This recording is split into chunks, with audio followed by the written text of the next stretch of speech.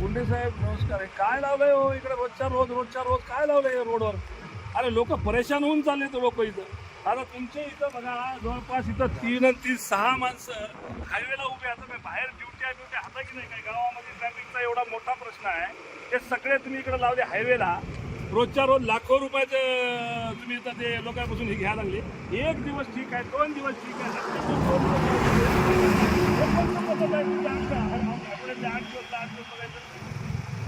नाही हो, असं नाही. हे बाय लोक इतकं हलकटपणाने बोलायलेत ना.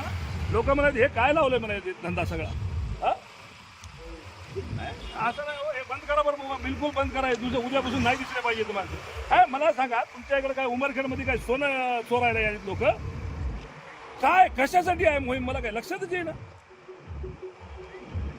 नाही बिलकुल बंद करून टाका साहेब. उद्यापासून तुमच्याकडे वाहनं नाही दिसले पाहिजे मला बरं का.